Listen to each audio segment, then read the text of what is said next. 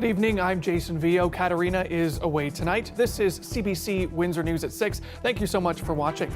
Here's what's making news tonight. A provincial plan to reduce wait times for some surgeries in Ontario. How will it all work? We'll explain coming up. And millions of dollars announced today for Windsor-Essex from upper levels of government for jobs. The cash is coming as we're experiencing a high unemployment rate. Plus, battery storage system or natural gas turbines. That's what Windsor City Council is debating right now, and we'll keep you updated if any decisions are made live during our show. The Ford government is allowing more surgeries and medical procedures in private clinics. It says the move will help clear the surgery backlog in the province, but as Lorenda Redekop reports, critics say it will privatize healthcare and drain the public hospital system. Well, good morning, everyone. Premier Doug Ford says the plan is about cutting months-long waits for surgeries. More surgeries, shorter wait times, all paid for by OHIP. People who need a cataracts procedure can have a total wait of more than 8 months. Step one of this plan, moving more of those simple surgeries out of hospitals and into private clinics, both for-profit and not-for-profit. An extra 14,000 surgeries a year. The Premier repeatedly said it won't cost patients extra. They'll never use their credit card. They'll always use their OHIP card. Step two of the plan, more scans in clinics, including MRIs, CT scans, and colonoscopies. Step three, hip and knee replacements in private clinics to start next year. The move requires a legislative change to be introduced next month, expected to pass with the government majority. The Premier believes up to half of all surgeries could be done out of hospital. We want to make sure that we take care of the people that have, life-threatening surgeries that need to get in there, life and death. The NDP says this all fits the government's agenda. We know Ford has been scheming for years to privatize our healthcare system. His government has been following the privatization playbook to a T. Critics worry about upselling cataract patients shelling out for a better lens, not covered by insurance, especially at a private clinic. The health minister didn't directly address that, but said people can ask for an investigation if they're not offered the OHIP version. The Liberal health critic wonders about safety and worries about the impact on hospitals. What we heard today has the potential to create a massive gold rush of for-profit healthcare that will drain the public healthcare system. One emergency room doctor says the issue for hospitals isn't a lack of space, but staff, and feels there is a way for more procedures in hospital. A lot of hospital ORs are sitting idle the vast majority of the day. Like most ORs close down around 3 or 4 in the afternoon because they can't continue to staff the nursing.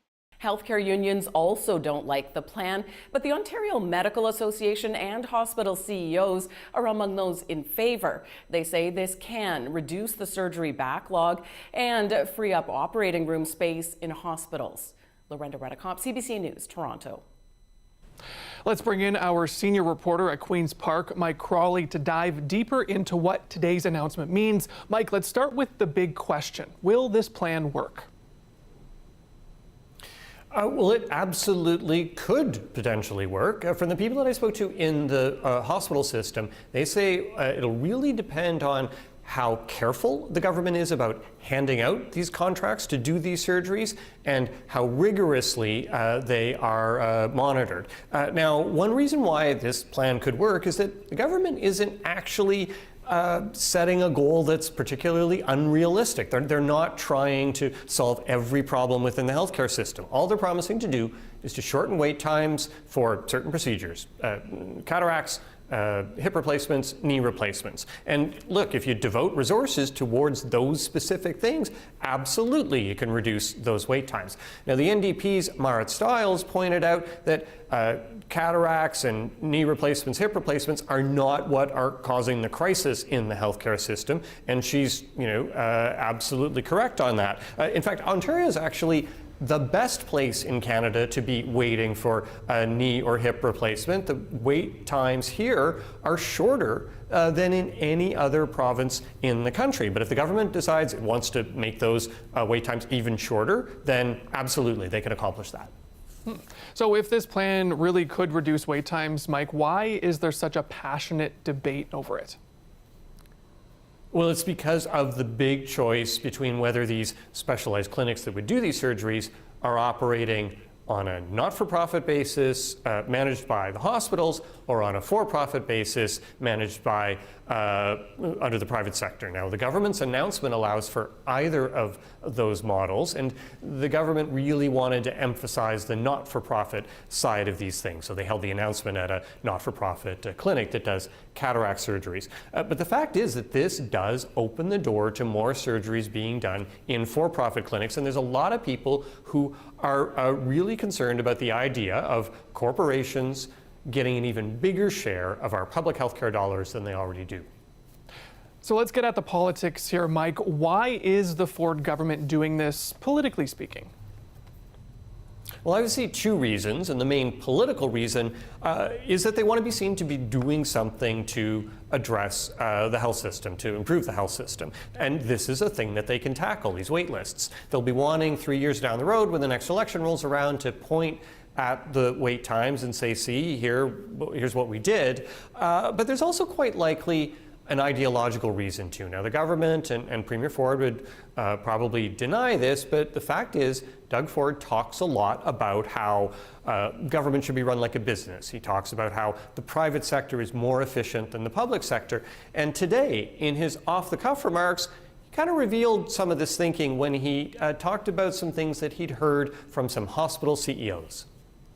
One CEO, and I won't name him, said, you know what sort of, there's only two places in the world that have the healthcare that we have, the same system, is Cuba and North Korea. Like, really? We need to improve. Now, Doug Ford was quoting a hospital CEO there, but take note, he did not object to that comparison of our healthcare system to Cuba's and North Korea's. Interesting stuff. Thanks so much, Mike. You're welcome. CBC's Mike Crawley at Queen's Park.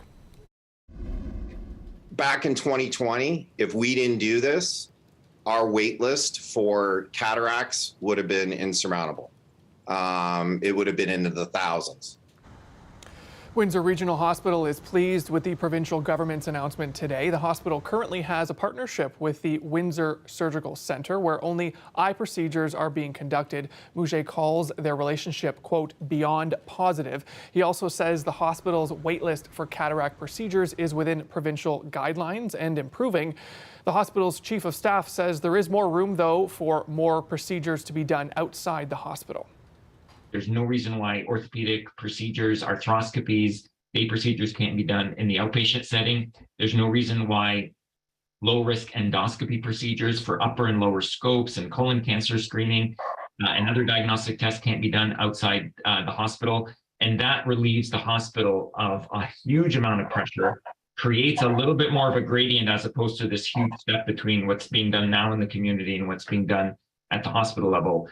And in the end, we're all in this for patients. And I think if you, as a patient, can get a procedure done in a more timely fashion with experienced staff, as if you were in a hospital, I think it's win-win for everybody. I want to introduce you to Fartumo Kuso. She's a podcast host here in Windsor with a new series that just came out. It's called My Mother, the Person, and the Patient. Kuso spends each episode sharing stories about her mother, Tamiro Mohammed. Mohammed was diagnosed with Alzheimer's in 2011, just a couple of years after moving in with Kuso to help care for her grandchildren.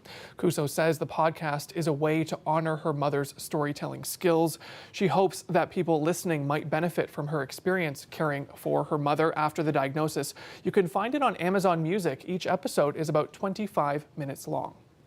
She was really a great storyteller, and she would tell stories about her life growing up. And she always made it like this oral story tradition where every night when we finished homework, she'll tell us those stories. And when I was writing 2 manuscripts that I sent it to editors, so I thought I needed to write something. So it just came to me that I would write the stories about her that she told us in as children, about her growing up from the time she was 6 and on until she married my father. So she would tell us those stories. So I thought maybe I would write that. I realized that I was kind of like forgetting this was something we wouldn't talk about it. Even I wasn't talking about it to colleagues, friends, even family members.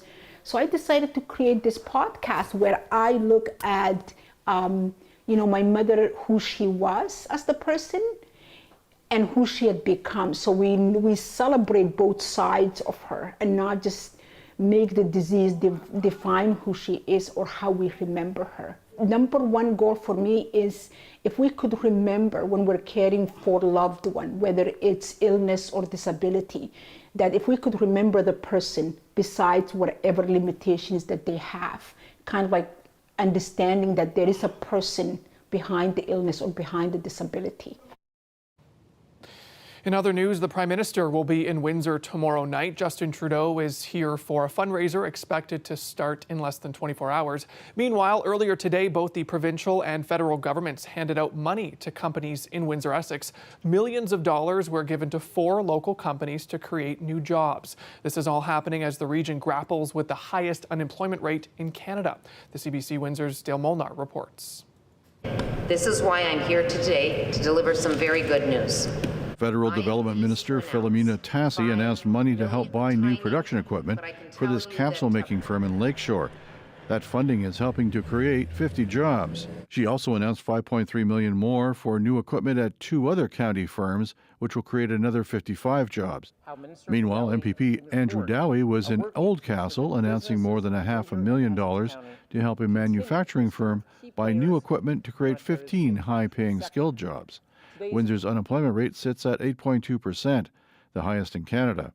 MP Eric Kuzmerchuk says the federal government is trying to tackle the problem by holding announcements like these and funding the EV battery plant. So that's what we're doing here today. Again, announcing 3 incredible investments, 3 incredible companies to help them, allow them to grow and to hire more workers in our community. Tassi says they select the companies to receive funding based on their job creation ability. It's investing in companies that are really going to take it to the next level, that we know are going to be successful, that are going to create those good paying jobs. And so it varies. And there are various programs, a number of them which were COVID specific, because we wanted to ensure that companies were able to receive support through COVID, which was a very challenging time. Meanwhile, Dowie says there are jobs in the area, just not the people with the right skills to fill them. So he says they are concentrating on funding for training. Introducing new concepts into the elementary and secondary school systems as part of the curriculum, bring forward coding, bring forward an encouragement of the trades. Unifor is running 2 worker adjustment centers to retrain laid-off workers for new jobs. They are provincially funded, but the president of Unifor Local 195 would like to see government funding for corporations tied to helping the unemployed. If we're giving you $5 million and you want to start a new business, that we should say that the people who live in the city of Windsor and Essex County should be given the first opportunity. And if you are unemployed and you collect the money from Service Canada, you should be given the opportunity based on your skill to get and secure that type of job. So far, the 195 Adjustment Center has helped 50 of the 298 laid-off Syncreon workers find new jobs. Dale Molnar, CBC News, Windsor. Many federal public servants returned to the office today, some for the first time in almost 3 years. They're supposed to start going back to work this week. Now, under the new hybrid work plan, employees are expected to work at least 2 or 3 days in the office by the end of March, or between 40 to 60% of their regular schedule. Now, the one-size-fits-all model will come into full effect by March 31st. The 3 main unions representing federal employees, though, are voicing their opposition. We've got our eyes on something that's going before Windsor City Council right now. This is a power plant in Ford City. The company that runs the plant pitched a battery storage system at the site back in September, but now it's come back to council saying it wants to build 2 natural gas turbines. Capital Power says it's to create more electricity to help meet the demand in Ontario. A spokesperson calls it an insurance policy for the electricity system. This site would be used to meet demand when it peaks, like cold days when furnaces are running or hot days when people blast their AC units. The company says the greenhouse gas emissions would not be substantial. Now, this proposal is being met by critics in council chambers today. The Windsor Essex Youth Climate Council says this goes against council's previous commitments, including a move in 2020 where councillors asked Ontario to phase out all gas-fire power generation by 2030. Still to come here on CBC Windsor News, some rain in the forecast. Colette Kennedy will tell us how much coming up.